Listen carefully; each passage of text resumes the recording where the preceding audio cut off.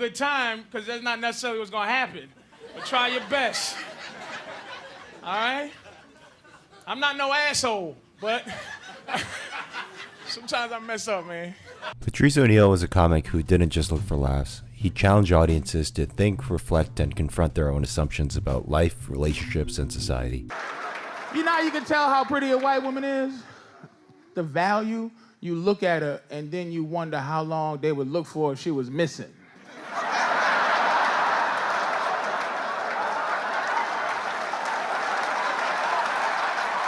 Come on, take a look, take a look. Look at this nigga, look.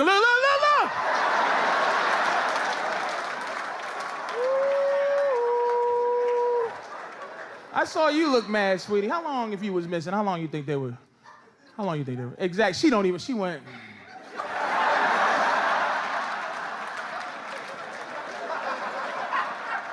You know the deal. I ain't saying nothing wrong. White women's life is valuable. His approach to comedy defied conventional norms. He was unapologetically authentic, unwilling to water down his beliefs for mainstream appeal, which cost him broader recognition but secured him a legacy of unfiltered honesty and intellectual depth. Here's what I found out about my girl. She been with me for 5 years. I only been with her for 8 months. He was also a provocateur who often incited audience members to heckle or even leave the club. His comedy is often described as controversial. He spoke openly about topics deemed too sensitive or taboo, finding humor in areas that others would sidestep. When you get old, it's hard to lose weight, man, because, now I have to lose weight to stay alive, you know? And that's not enough motivation for me. Look, you gotta lose weight or you're gonna die. Oh, shit. Oh. Really? This unfiltered honesty not only entertained but created a profound connection with audiences. There's a value to vocalizing truths that are often avoided. It taps into the existentialist idea of authenticity. There's a danger to conforming to societal expectations at the cost of personal truth or freedom. We often let social pressures and outside influences make choices on how to act or behave, and we trick ourselves into thinking this is how we actually want to behave or act. This is white man's world, and I'm going to teach you things on how to get along with them. Beautiful. Because I've been fighting with white people my whole life. So the best way to know is know your enemy, and I'm pretty good at knowing white people, so I'm just going to go and make sure you understand the music, what passive aggression is. It's very important. Yeah. You cannot meet passive aggression with aggression. When we're actually free to think and determine beyond our lives. By refusing to dilute his perspective to fit social niceties, he embodied a form of existential freedom that invited audiences to contemplate what it means to live authentically. Remember the good old days when you was a kid and you seen somebody with a funny shaped head and you pointed right at the head, like it was nothing in you to stop from pointing at that funny head that made you, oh, jeez, look at that funny shaped head right there. It wasn't that bullshit in you to stop, like now we adults, you still want to point at a funny shaped head, but now I can't point at someone's funny head. But your first feeling is your real feeling. You understand? That other shit is you trying to trick God some way into thinking you're a wonderful person, you know what I'm saying? His particular comedic talent was in interactive storytelling. Unlike many comedians who deliver set routines, he often engages directly with audiences and challenges them and riffs on their responses. This improvisational skill not only showcases his quick wit, but creates a unique experience for each show, blending the spontaneity of live theater with the intimacy of conversation. In this way, he approached each interaction as a genuine encounter rather than a performance for an objectified audience. We're philosophical about shit. We're very thoughtful about shit that means nothing. Here's a conversation two dudes can have if women want around to fuck up the fun of the conversation. I can look at you and go, hey, would you fuck a bitch if she didn't have a nose? And look. Wait, but here's what he'll do. He'll do this.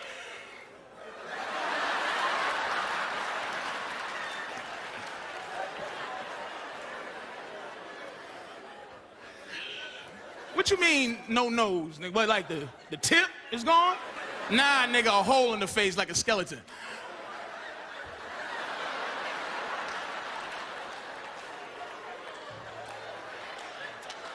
Can I cover the hole with my hand and shit? Nah, nigga, you gotta fuck her and look her right in the hole in the face.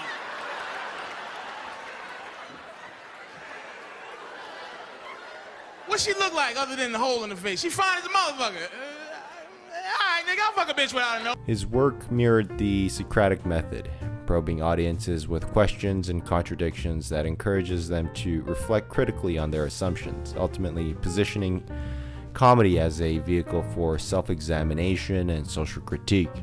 His humor was layered with sharp observations about social structures, individual identity, and moral complexities, and it encouraged audiences to look beyond the joke. He would blend his life stories with a vivid characterization and vocal inflections, using character work to explore different perspectives within his routines. This technique is reminiscent of drama in Greek theaters, allowing him to embody a spectrum of social roles and viewpoints, and inviting audiences to consider the world from multiple angles.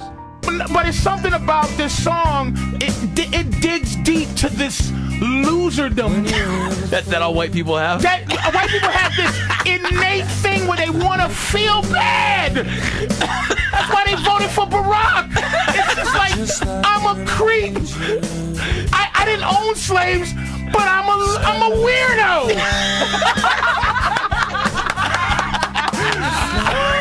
And I'm gonna tell you the part too that I learned is very important to white folks. I'm telling you, I've been studying. I study, man. It's not. This feels good. Yeah. I wish I was special. You're so effing special. Yeah. That's whatever that little part is. That digs into white people's soul. He uses characters as often symbol figures, each representing a distinct attitude, flaw, or social critique. One of the more prominent themes in his work was gender relations, particularly dynamics between men and women. He tackled subjects of dating, love, sexuality with a perspective that was as controversial as insightful, challenging traditional gender roles and expectations. He would also discuss race and provide social commentary, navigating sensitive topics around stereotypes, prejudices, and the complex nature of racial identity in America.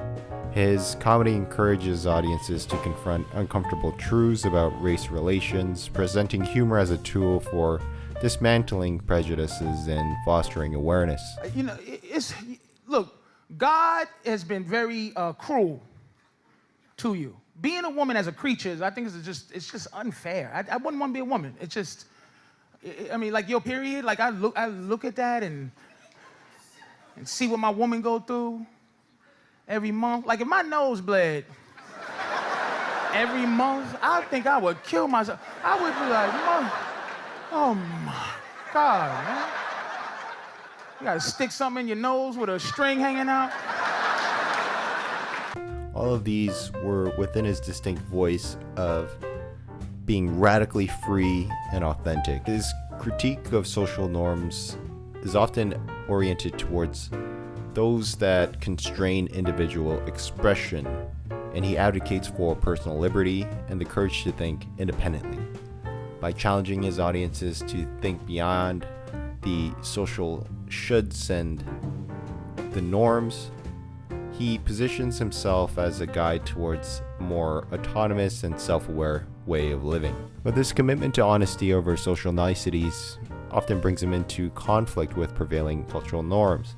He questions the value of politeness when it's meant to sacrifice authenticity. He argues that the true connection is rooted in honesty.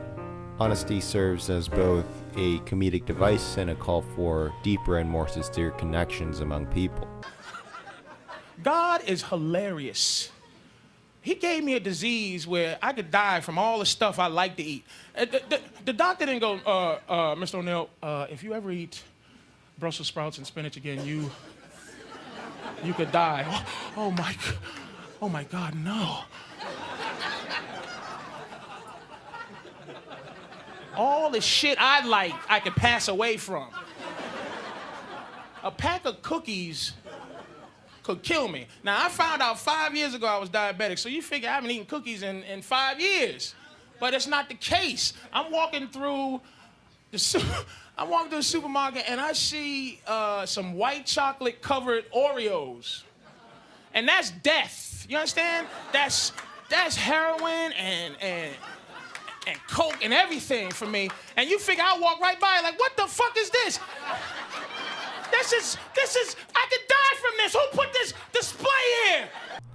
He frequently highlights the difficulties people face in expressing themselves clearly and how the lack of clear and open communication can make relationships become fraught with misaligned expectations.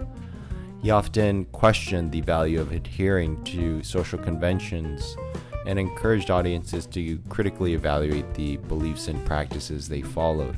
By understanding one's motivations, flaws, and biases, individuals can lead more authentic lives. In this way, his comedy is a catalyst for empowerment and self-discovery. I can't spell, if I had to spell restaurant, to this day, right, to save my mama's life, like if somebody held my mama hostage and had a gun to her head, right, it says, nigga, spell restaurant. You know, I'm gonna shoot your mother in the head. I'd be like, I would look at my mother like, I love you. She'd be like, look at me, Mom. She's crying. Understand that I love you with all my heart.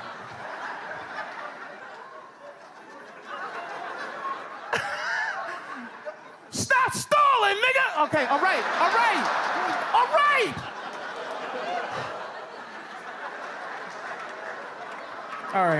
All right. R-E-S-T.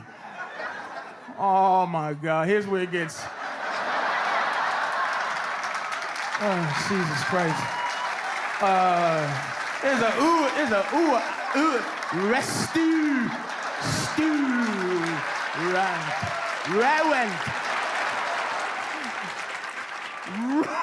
ruined is it's an A or U or U. All right, give me another word, man. Give me another word, one more word. Born December 7th, 1969 in New York City, Patrice O'Neal's career spanned over 2 decades until his passing in 2011. Apart from his stand-up, he was also an actor and radio personality, and his willingness to tackle challenging subjects broadened the boundaries of what comedy could address, making room for deeper and more honest conversations about social issues and personal relationships. His work is a testament to the power of unfiltered honesty, self-reflection, and inviting audiences to not only laugh, but to question and grow. Gotta go, man. Y'all take care of yourself. Thank you. Thank you very much. Thank you, guys. Thank you. Appreciate it.